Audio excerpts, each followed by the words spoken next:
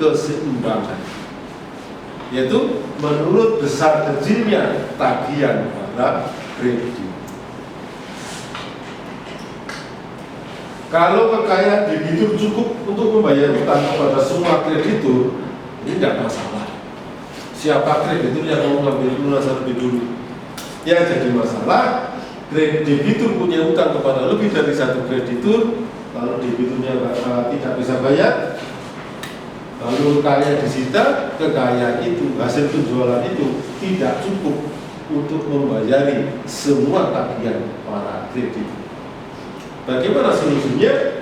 Undang-undang mengatur pembagian kekayaan itu dilakukan menurut keseimbangan besar kecilnya tagihan para kreditur.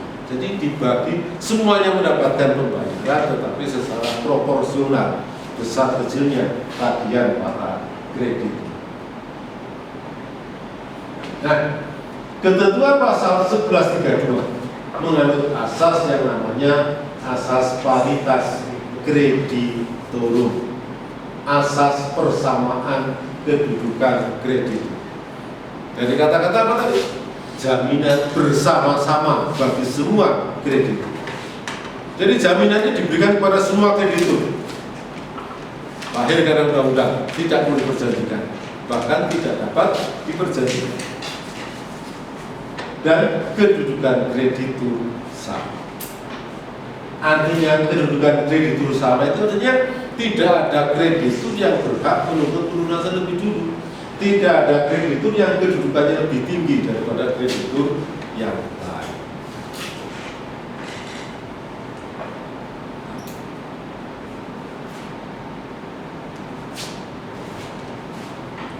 Maksud dari ketentuan pasal 1132, kedudukan bersama-sama ini mempunyai arti penting bahwa usia tagihan lebih dulu, seorang kreditur tidak memberikan hak untuk mengambil pelunasan lebih dulu atas hasil eksekusi kekayaan debitur. Hak untuk menuntut pelunasan itu hak untuk menuntut lebih dulu, tidak ditentukan oleh lahirnya usia tagihan ataupun oleh besar kecilnya nilai tagihan.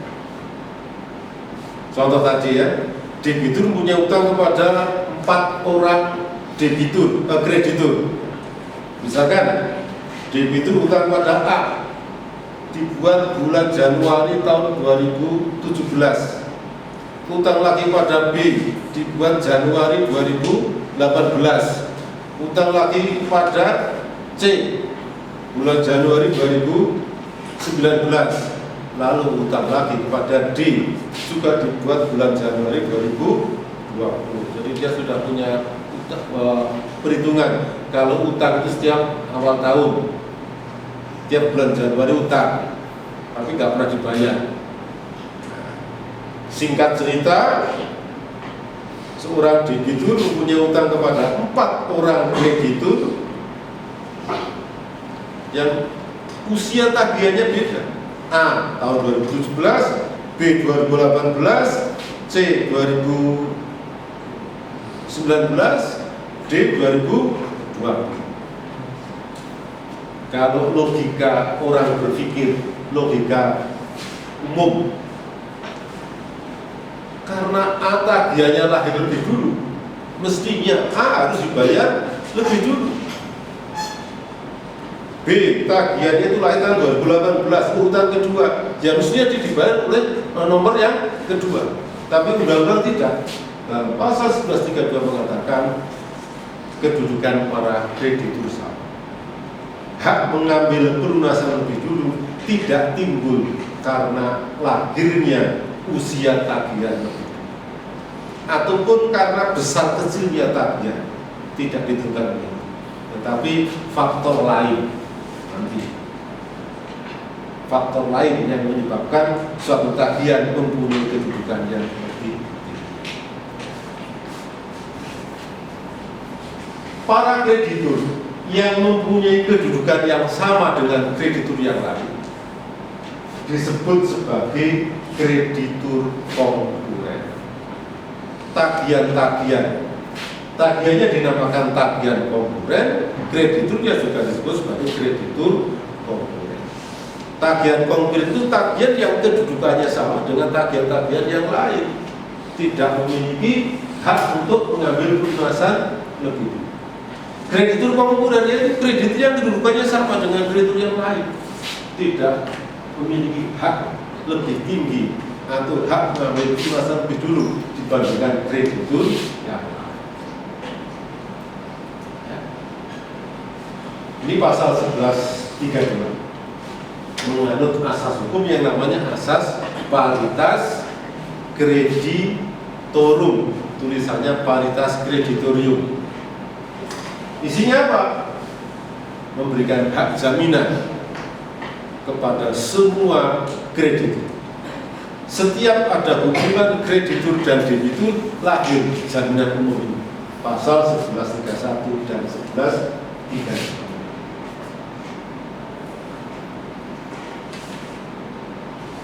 Kenapa undang-undang ini dalam pasal 1132 menganut asas paritas kreditor, asas persamaan kedudukan kreditur?